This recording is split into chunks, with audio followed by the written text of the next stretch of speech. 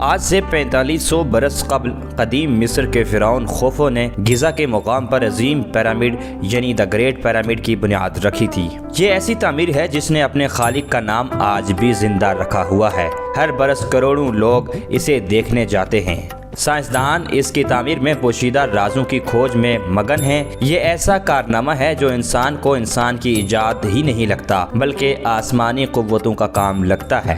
اس سے متعلق ان گنت مفروضے اور داستانیں پیش کی جاتی ہیں، لیکن ایک عجیب و غریب داستان ایسی ہے جو ایسے مورخ نے پیش کی ہے جسے دنیا بابائے تاریخ یعنی دی فادر آف ہسٹری کے نام سے جانتی ہے۔ یہ مشہور مورخ ہیں یونان کے ہیراڈوٹس۔ ہیراڈوٹس نے عظیم پیرامڈ کے خالق فرعون خوفو سے متعلق کیا لکھا تھا؟ اس تاریخ دان کی فرعون خوفو سے متعلق داستان میں کتنی حقیقت ہے؟ قدیم مصری تاریخ کے اسکالرز نے ہیراڈوٹس کے فرعون خوفو سے متعلق دعووں کو کس طرح سے پرکھا ہے؟ اس ویڈیو میں ان تمام سوالوں کے جواب آپ کے سامنے رکھیں گے۔ چینل کو سبسکرائب کر دیں اور گھنٹی کا نشان دبا دیں تاکہ آپ تک ہماری دلچسپ اور معلوماتی ویڈیوز بر وقت پہنچتی رہیں۔ دوستو، ہیراڈوٹس ایک یونانی تاریخ دان تھا جس کا تعلق آج سے 2500 برس پہلے 5ویں صدی قبل مسیح سے تھا۔ اس مورخ نے دنیا کے کئی علاقوں کا سفر کیا اور تاریخ پر سلسلہ وار کتابیں لکھی۔ دی ہسٹریز کے عنوان سے جانا جاتا ہے۔ اسکالرز کے مطابق چونکہ ہیراڈوٹس نے سب سے پہلے تاریخ کو مفصل انداز میں لکھا تھا، اس لیے انہیں پہلا تاریخ دان بھی کہا جاتا ہے۔ انہوں نے انسانی تاریخ کے اہم ترین واقعات، مشہور جنگوں، بادشاہوں،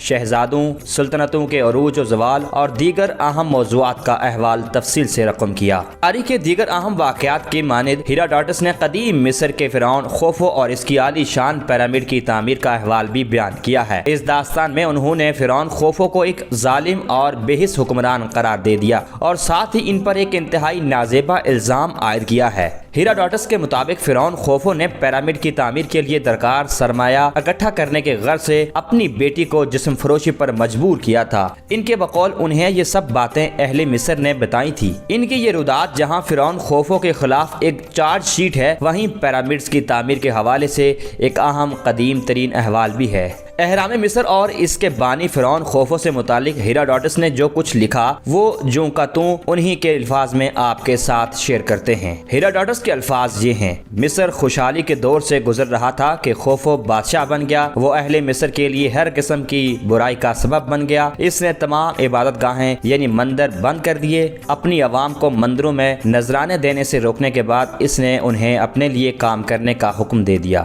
کچھ لوگوں کو پہاڑوں پر پتھروں کی کھدائی کے مقامات سے دریائے نیل تک پتھر ڈھونڈنے پر لگا دیا، جبکہ باقیوں کو حکم دیا کہ وہ پہاڑوں سے دریا تک لائے جانے والے ان پتھروں کو کشتیوں میں دیگر پہاڑوں تک پہنچائے۔ غالباً اہرام کی تعمیر کی جگہ کی جانب ایک وقت میں 1,00,000 افراد مسلسل 3 ماہ کے لیے کام کرتے تھے۔ اس ظلم کو 10 برس بیت گئے۔ اس عرصے میں ان لوگوں نے ایک رستہ بنا لیا تھا جس سے ان پتھروں کو لایا جاتا تھا۔ اس راستے کی تعمیر بھی پیرامڈ کی تعمیر سے کوئی چھوٹا کام نہ تھا۔ مجھے بتایا گیا کہ اس پر ایک اشرا لگ گیا اور فرعون خوفو نے دریائے نیل سے پانی کا رستہ بنا کر جزیرے میں زیر زمین اپنی تدفین کے چیمبرز بنوائے۔ پیرامڈ کی تعمیر پر 20 برس لگ گئے۔ یہ پیرامڈ چکور مربع نما ہے جس میں ہر طرف کی پیمائش 800 فٹ ہے۔ اس کی اونچائی بھی اتنی ہی یعنی 800 فٹ ہے۔ اسے پتھروں سے بنایا گیا ہے جنہیں ہموار کر کے بہترین انداز میں جوڑا گیا ہے۔ ان میں کوئی پتھر ایسا نہیں جو لمبائی میں 30 فٹ سے کم ہو۔ اس پیرامڈ کو سیڑھیوں کے انداز میں بنایا گیا تھا۔ جب وہ ایک سیڑھی بنا لیتے تو لکڑیوں کے ٹکڑوں سے بنائی گئی مشین کی مدد سے پتھر زمین سے پہلے سیڑھی تک پہنچاتے۔ جب پتھر پہلی تعمیر شدہ سیڑھی تک پہنچا دیے جاتے تو وہاں دوسری مشین رکھی ہوتی جہاں سے انہیں اگلی صف یا سیڑھی تک پہنچا دیا جاتا تھا۔ اسی طرح ہر تعمیر شدہ صف پر ایک مشین ہوتی جہاں سے پتھروں کو مزید اوپر پہنچا دیا جاتا تھا۔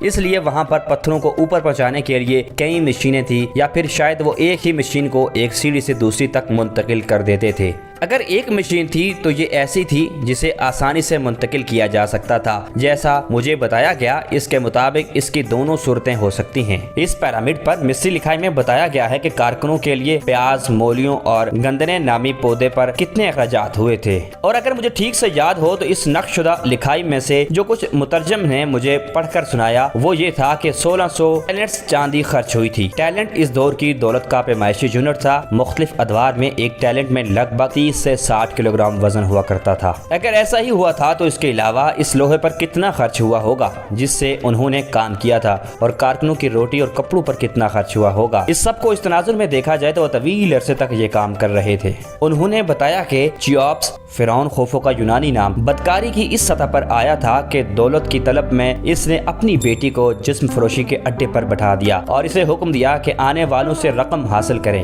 کتنی رقم مقرر کی گئی یہ انہوں نے مجھے نہیں بتایا۔ اس لڑکی نے نہ صرف اپنے والد کی جانب سے مقرر کردہ رقم حاصل کی بلکہ رازداری سے اپنے لیے یادگار مقبرہ بنانے کا منصوبہ بھی بنا لیا۔ جو آدمی بھی اس کے پاس آتا وہ اس سے اپنے مقبرے کے لیے ایک پتھر کی درخواست کرتی۔ انہوں نے مجھے بتایا کہ انہی پتھروں سے وہ پیرامڈ بنایا گیا جو عظیم پیرامڈ کے سامنے موجود ہے۔ اس پیرامڈ کی ہر طرف کی لمبائی 150 فٹ ہے۔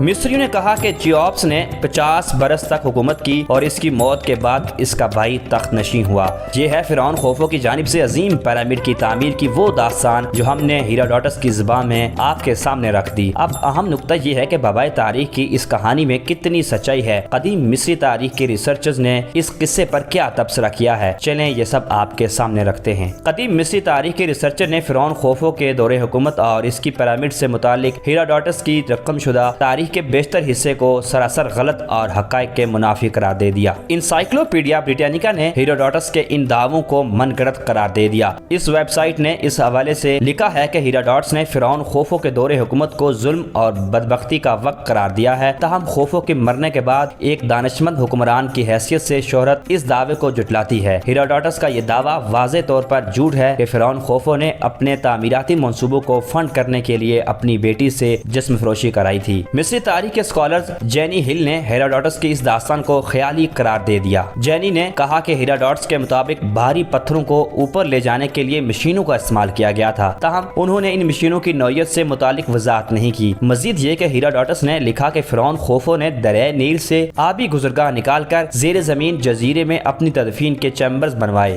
یہ دعویٰ سراسر غیر حقیقی ہے کیونکہ ایسا کچھ نہیں ہوا تھا اور پیرامڈ کے اندر جزیرے اور اس میں تدفین کے کوئی شواہد نہیں ملے۔ جینی ہل نے مزید کہا کہ ہیراڈوٹس کے بقول فرعون خوفو کا جانشین اس کا بھائی تھا، تاہم حقیقت اس کے برعکس ہے کیونکہ اس کی جگہ تخت نشین ہونے والا اس کا بیٹا ڈی جے ڈیفر تھا۔